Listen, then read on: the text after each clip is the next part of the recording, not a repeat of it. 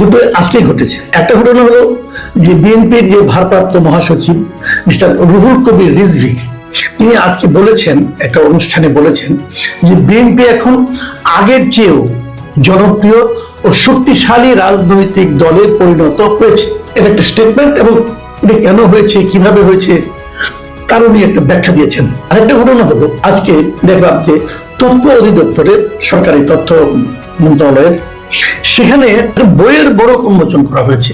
বইটার নাম হলো I have a plan, Tarek Rahman.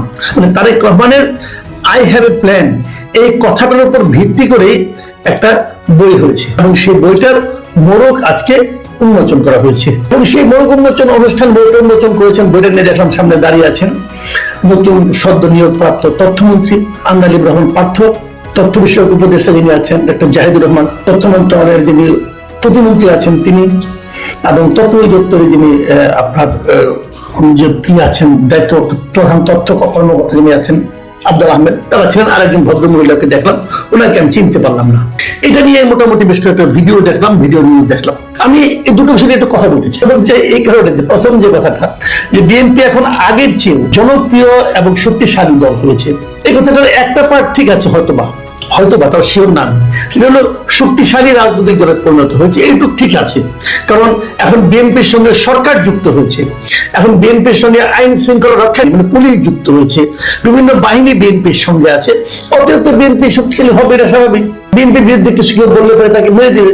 ওই দেখলাম এক বিএনপির এক সাবেক নেতা নাকি এক জায়গায় বলেছেন যে তোমরা লিখতে থাকো, আমরা তোমাকে পিটাবো, লিখতে থাকো, আমরা পিটাতে থাকবো। মানে দম্ভ, এগুলো কিন্তু হচ্ছে, এখন কোনো ব্যাপার না এগুলো।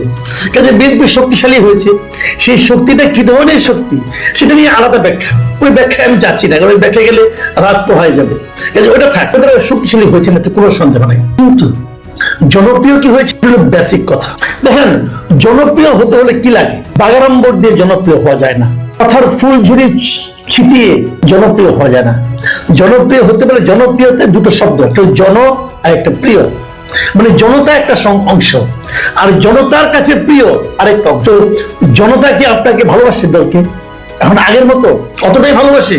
জনতার যে প্রত্যাশা নিয়ে আপনার দলকে ভোট দিয়ে সরকারে পাঠিয়েছিল, বিএনপিকে সরকারে পাঠিয়েছিল, আমি জানাবো উল্লেখ করে বলছি যে আপনাকে যে মানে ভোট দিয়ে তারা যে প্রত্যাশা তাদের ছিল, সে প্রত্যাশা কতটুকু মেটাতে পেরেছেন আপনারা? আপনাদের এক মন্ত্রী বলেন যে আগামী 2 বছর জ্বালানি তেল ঠিকঠাক মতো দিতে পারবো না। জনগণের সবচেয়ে চাহিদা এই মুহূর্তে জ্বালানি এবং বিদ্যুৎ। তো সেই চাহিদার ব্যাপারে আপনাদের একজন মন্ত্রী বলতেছেন যে আগামী 2 বছর ঠিক মতো আমরা জ্বালানি দিতে পারবো না বলেছেন। আর বিদ্যুৎ মন্ত্রী বলেছেন যে আমাদের এখন যে অপেক্ষা করা ছাড়া কিছু উপায় নেই। আরেক মন্ত্রী বলেছেন আমাদের হাতে জাদু নাই, যে জাদু দেখানো। আপনাদের কি মনে হয় এই তিনটা বাক্য আপনাদের মন্ত্রীদের কাছ থেকে শোনার জন্য তারা আপনাকে ভোট দিয়েছিল?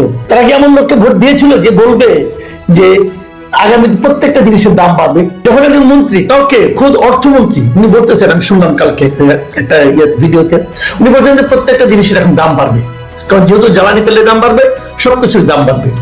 আপনি ভাবেন আমাদের অসাধু ব্যবসায়ীরা, সিন্ডিকেট ব্যবসায়ীরা দামের জন্য, জিনিসপত্রের দাম বাড়ানোর জন্য, কৃত্রিম সংকট তৈরি করার জন্য সব সময় কিন্তু এক পায়ে খারাপ, তারা একটা অজুহাত পেলেই দাম বাড়িয়ে দিতে চায়। সেই সময় যদি খোদ অর্থমন্ত্রী বলেন যে আগামীতে সবকিছুরই দাম বাড়বে, তো তারা একটা সুযোগ পেয়ে যাবে না? এটা কি অর্থমন্ত্রীর কাজ? অর্থমন্ত্রীর কাজ কি ব্যবসায়ীদের দাম বাড়ানোর ক্ষেত্রে তাদের অজুহাত হাতে তুলে দেওয়া? অর্থাৎ জনগণের মধ্যে একটা আতঙ্ক তৈরি করা? এবং এখন এইটা বলার মাধ্যমে রিজভী আহমেদ দাবি করতেছেন গভর্নমেন্ট আরো জনপ্রিয় হয়ে গেছে। আমি রিজভী আহমেদ সাহেবকে বলবো, আপনি এখন মন্ত্রী হন নাই, যদিও মন্ত্রী পদমর্যাদা ভোগ করছেন, মানে মন্ত্রীর বেতন পাচ্ছেন না, সবকিছু এই বেতন আমরা দিচ্ছি।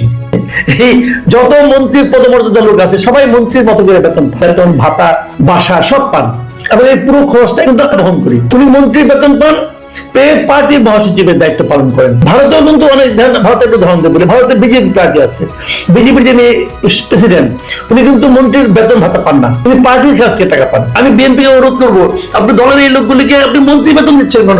সরকারি টাকা দিচ্ছেন কেন? জনগণের টাকা দিচ্ছেন কেন? তো তাকে পার্টিতে রাখেন, যাও, সেটা অন্য কথা। তো সেখানে বসে আসলে জনগণ থেকে বিচ্ছিন্ন হয়ে গেছেন। মিশন একটু জনগণের কাছে যান, রাস্তায় নামেন, রিক্সাওয়ালাকে জিজ্ঞাসা সে কেমন আছে, সিএনজি চালককে জিজ্ঞাসা করেন সে কেমন আছে, সে কি বলে শুনেন, তারপরে বলেন যে আপনি জনপ্রিয় আগের চেয়ে বেশি হয়েছেন কি হননি। আগে কেন বলেন? আগে বলে তোমাকে হাসবে, কারণ লোকে তো অন্য কথা বলে। আমরা তো